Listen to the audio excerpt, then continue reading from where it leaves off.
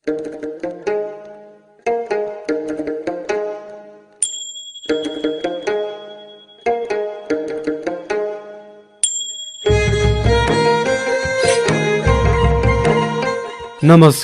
म अम्बिका हाङबाङ। अंग्रेजी सिके रेडियो कार्यक्रममा यहाँहरूलाई स्वागत छ। चैत्र 11 गते त देश लकडाउनमा छ। लकडाउन बिस्तारै खुकुलो हुँदैछ। सायद विद्यालय नै खुल्ला अनि कक्षा कोठामै भेट होला। आज पनि रेडियोको माध्यमबाट शिक्षा दिने उद्देश्यको साथ उपस्थित भइसकेका छौँ, होइन त विद्यार्थी भाइ पनि हो। अब रेडियो सेटको नजिक आउनुहोस् है। यो अंग्रेजी सिके रेडियो कार्यक्रम हरेक दिन यसै समयमा रेडियो ताप्लेजुङ 94 मेगाहर्ज र रेडियो 8 101.2 मेगाहर्जमा सुन्न सक्नुहुनेछ। साथै युट्युब च्यानल सब्स्क्राइब गरेर हेर्न वा सुन्न पनि सक्नुहुनेछ।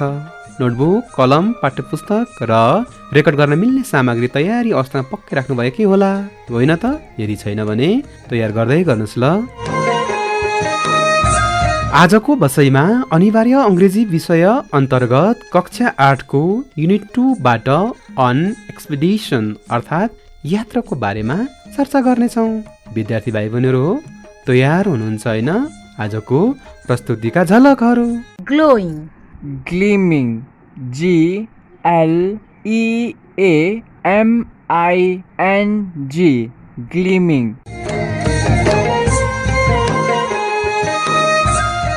ल त विद्यार्थी भाइ बहिनीहरू ढिला नगरी आजको बसाइको उठान गरिहालौँ। प्रस्तुति सहित आउँदै हुनुहुन्छ सीता निरौला। अब कक्षा कोठामै प्रवेश गरौँ, हुन्छ होइन?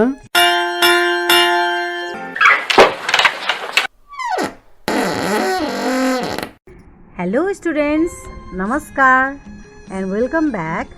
It's me Sita Nirola, present here to help you do the exercise from Unit 2, topic entitled An Expedition from Grade 8 English book. I hope you have done your homework. It was to write the correct spelling of the words from the passage. Okay, we have already completed doing some of the exercise from a visit to Godavari. So today we are doing the remaining part, and I will also teach you to express obligations from grammar part given in your book. So my dear students, I hope you are ready with your English textbook, pen and notebook. प्यारा विद्यार्थीहरू, आज हामी अंग्रेजी पुस्तकबाट एकाइ 2 अन्तर्गतको a visit to Godavari को बाँकी भएको क्रियाकलापहरू र व्याकरण पाठको अब्लिगेसन भन्ने टपिक गर्न गइरहेका छौँ। ल अब अंग्रेजी पुस्तकको पेज नम्बर 13 निकाल्नुहोस् है त। Okay miss.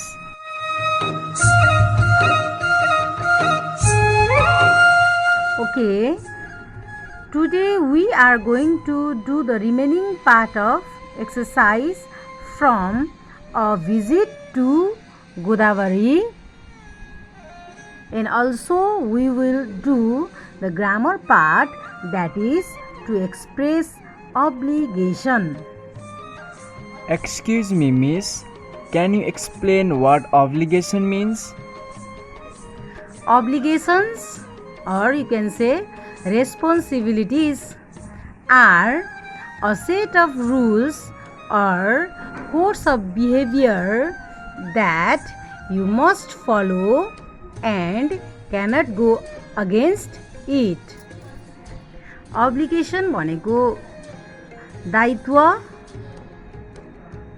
को नियमहरू वा व्यवहारका कोडहरूको सेट हो जुन तपाईले अनुसरण गर्नुपर्दछ र यसको विरुद्ध जान सकिँदैन। जस्तै तपाईहरू जूमा जाँदा कृपया जनावरहरूलाई नजिस्क्याउनु होला भनेर लेखेको हुन्छ। स्कुलमा पनि सेट अफ रुल्स एन्ड रेगुलेसन्सहरू हुन्छन्।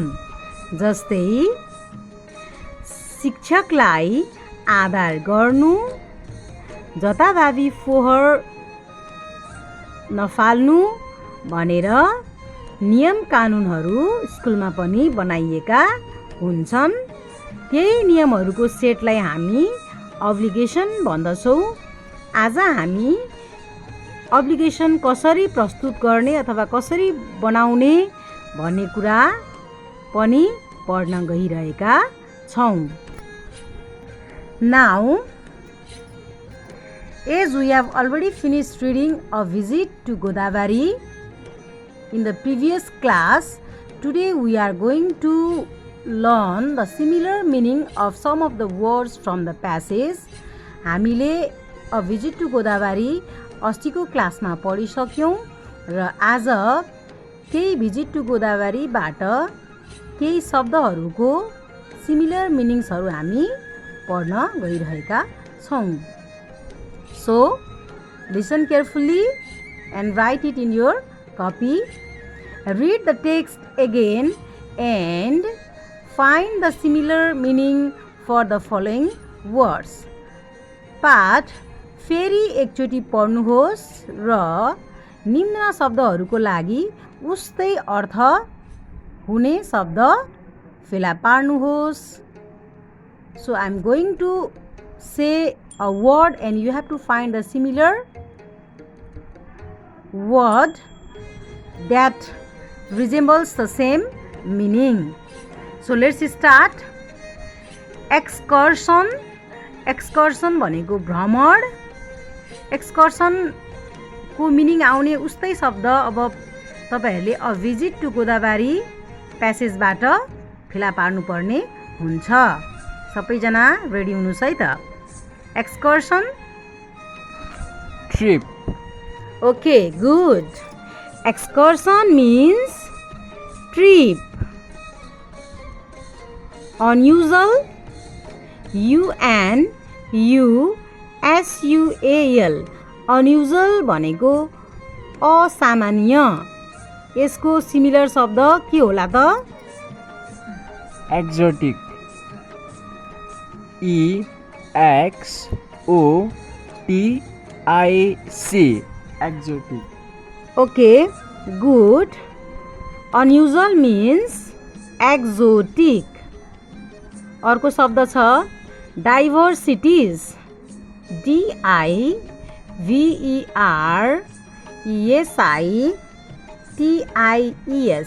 डाइभर्सिटिज। डाइभर्सिटिज भनेको विविधता। यसको उस्तै अर्थ आउने शब्द के होला? Varieties. VARIETIES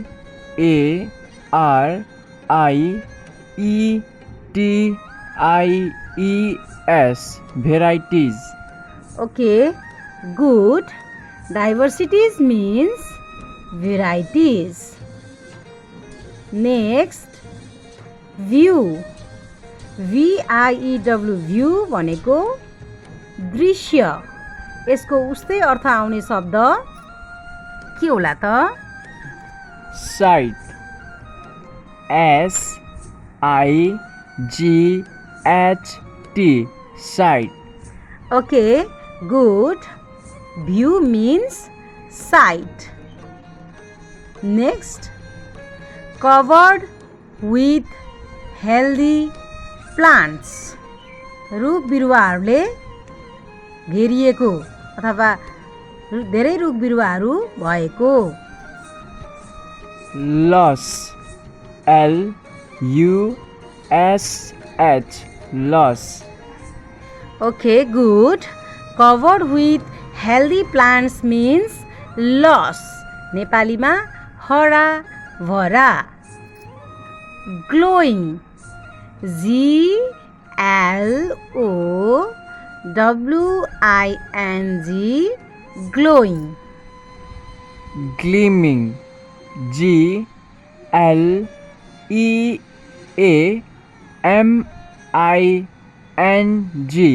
gleaming. Okay, good. Glowing means gleaming, यानी कि चम्किरहेको अथवा चम्किलो. Next, dull. D-U-L-L, dull. Drab. D-R-A-B, drab. Okay, good. Dull means drab, यानी कि निरस अथवा कुरूप, हेर्दा अलिक नराम्रो देखिने भनेको है. Likewise, picnic. P-I-C-N-I-C, picnic. Cookhouse. C-O-O-K-O-U-T-S,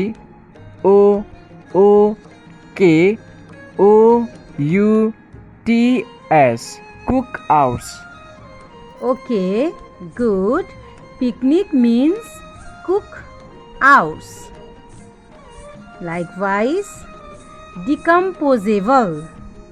D-E-C-O-M-P-O-S-A-B-L-E, decomposable, यानी कि कुहिनु अथवा कुहिन सक्ने खालको. Biodegradable. B-I-O-D-E-G-R-A-D-A-B-L-E, biodegradable. Okay, good. Decomposable means biodegradable. Likewise, R-E-Q-U-E-S-T, request, भनेको अनुरोध. So, what is similar meaning for request? Appeal. A-P-P-E-A-L,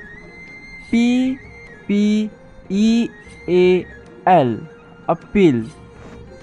Okay, good. Request means appeal. Refreshment. R-E-F-R-E-S-H-M-E-N-T, refreshment. Recreation. R-E-C-R-E-A-T-I-O-N, recreation. Okay, good. Refreshment means recreation. Motivation. M-O-T-I-V-A-T-I-O-N, motivation, यानी कि प्रेरणा. So, find the similar meaning of motivation. Inspiration. I-N-S-P-I-R-A-T-I-O-N, inspiration. Okay, good. Motivation means inspiration. Value. V-A-L-U-E, value, यानी कि महत्व. Worth. W-O-R-T-H, worth. Okay, good. Value means worth. W-O-R-T-H, worth. Okay, now next exercise. Read and answer. 1. Read and answer the following questions. Question number A. What makes Godavari beautiful? Answer. The full of exotic and local plant varieties makes Godavari beautiful? Good answer. The full of exotic and local plant varieties makes Godavari beautiful. Second question, question number B.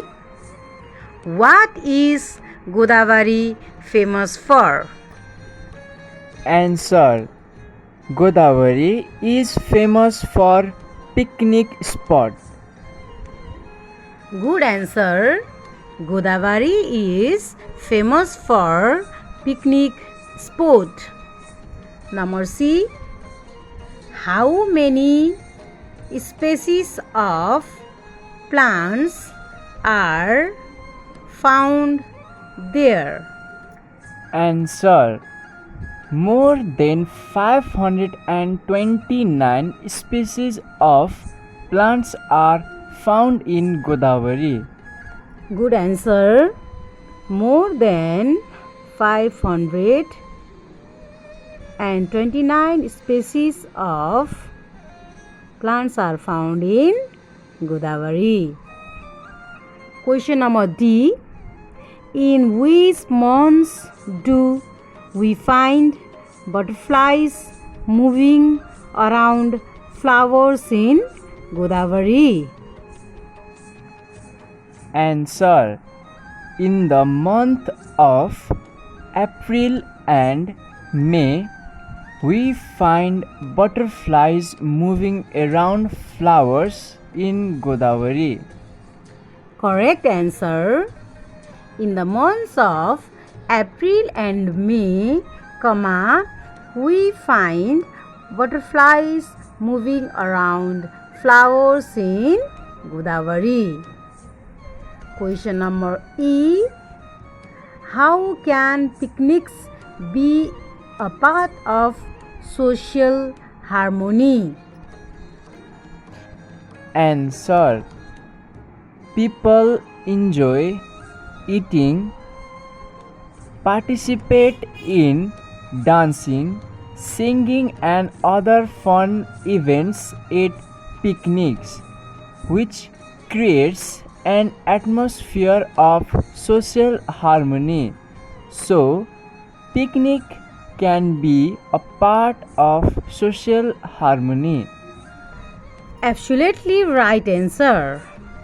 People enjoy eating, participate in dancing, singing, and other fun events at picnics, which creates an atmosphere of social harmony. So, picnics can be a part of social harmony. Next question, question number F. What do people do in picnics apart from eating? Answer.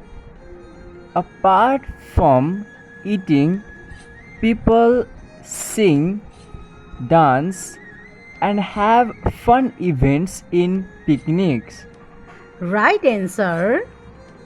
Apart from eating, people sing, dance, and have fun events in picnics.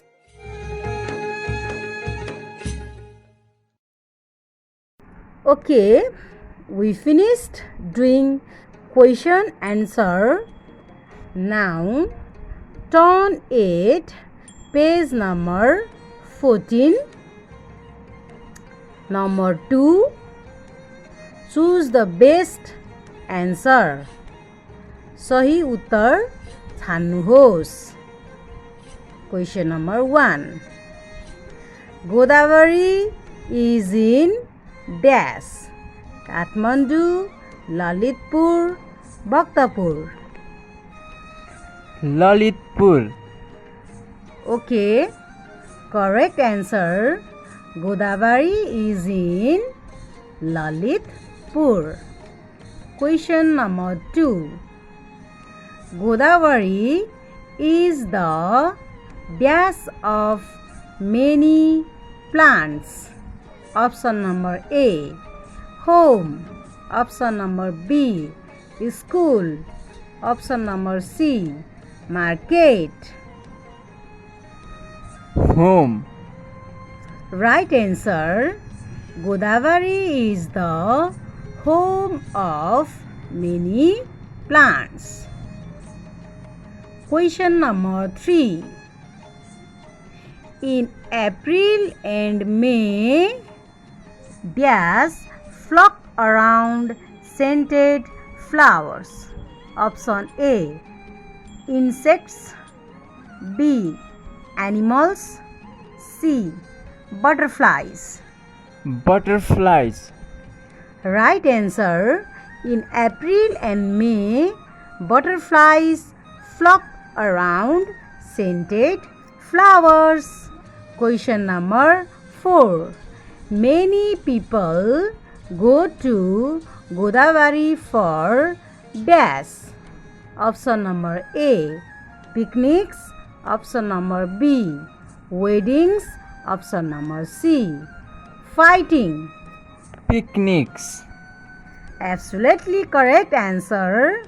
Many people go to Godavari for picnics. Last question, question number 5.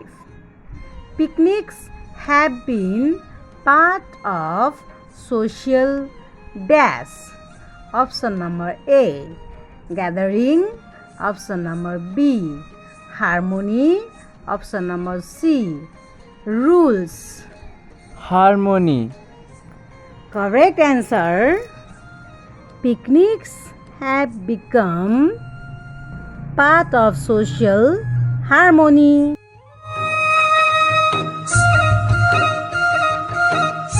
Okay, my dear students, we have just completed the exercise from the reading portion of Unit 2. Now it's time for grammar. Okay, all of you please look at your book 8 page number 14. A passage is given there. Page number 14 मा एउटा passage दिएको छ. So read this passage and underline must, have to and should. यो passage पढेर must, have to र should को underline गर्नुहोस्. I am going to read the passage. Listen carefully and underline must, have to and should. म यो passage पढ्न गइरहेको छु. कृपया तपाईहरू मस्ट, ह्याभ टु र सुड लाई अन्डरलाइन गर्नुहोस्. Okay, miss. Okay. A doctor says to his patient, as your temperature is rising, you must have an injection every day. Must, underline must. You must not drink any alcohol until you have finished your tablets, and you must stay indoors for at least 3 days. After that, you can go out for short walks, but you mustn't, underline it, do anything too energetic. If there is any pain in your back, you must lie flat on your back, underline must. To save yourselves from heavy dehydration, you must drink 5 liters of water a day. Things will improve very soon, and in this case you need not stay in hospital anymore. You have to, underline this have to, be polite with other patients in this ward, and you should always follow advice. So, in the above passage given, the word must, have to, and should express obligation. माथि दिएको प्यासेजमा must, have to र सुडले obligation अथवा दायित्वहरू प्रस्तुत गरेका छन्। के गर्नुपर्छ, के गर्नु पर्दैन, के हुनुपर्छ, के हुनु पर्दैन भन्ने कुराहरू must, have to, should use गरेर प्रस्तुत गरिएको छ। We use these words to say when things are necessary that certain things are done. हामी त्यस्ता शब्दहरू रुल्स एन्ड रेगुलेसन्स बनाउनको लागि अथवा के गर्नुपर्छ, के गर्नु पर्दैन भनेर प्रस्तुत गर्नको लागि प्रयोग गर्छौं। The negative of must is mustn't. मस्टको नेगेटिभ मसन्ट हो, which means you cannot do somebody as a rule. यसको अर्थ तपाईले रुल ब्रेक गरेर केही हानि पुगाउने कुरा गर्नु हुँदैन भन्ने हो। The negative of have to is don't have to. It is not necessary to do. Have to को नेगेटिभ don't have to हो, जुन चाहिँ गर्न आवश्यकता हुँदैन भन्ने बुझाउन हो। When something is right thing to do, we use should or ought to. केही कुरा गर्नु पर्दछ अथवा हुनु पर्दछ भन्ने कुरा प्रस्तुत गर्नु परेमा हामी should र ought to को प्रयोग गर्दछौं। When it is wrong thing to do, we use should not or ought not. जब कुनै कुरा गर्न गलत छ अथवा गर्नु हुँदैन भन्ने बुझाउनु छ भने हामी should not अथवा ought not प्रयोग गर्छौं। These are also called modal verbs. यिनीहरूलाई हामी modal verbs पनि भन्छौं।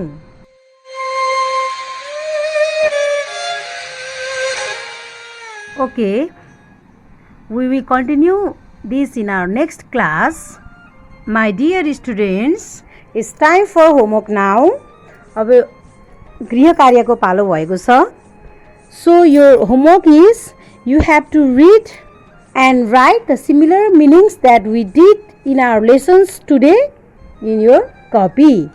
आज अघि हामीले सिमिलर मिनिङ्स पढेका थियौं, त्यो तपाईहरुले पढ्नुपर्ने हुन्छ अनि पढिसकेर नहेरिकन आफ्नो कपीमा लेख्नुपर्ने हुन्छ। यही तपाईको आजको लागि होमवर्क भयो।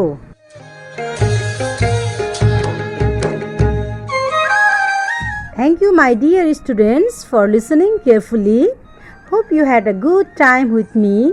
Next time we will learn more. Till then, bye. Have a great time. Sita Niraula मिसलाई धन्यवाद। कार्यक्रम कस्तो लाग्यो त? आजको बसाई सिकाइमूलक बन्यो होला। कार्यक्रम सुन्दै प्रश्न तथा जिज्ञासा टिप्पण गर्नुभयो के होला? होइन त?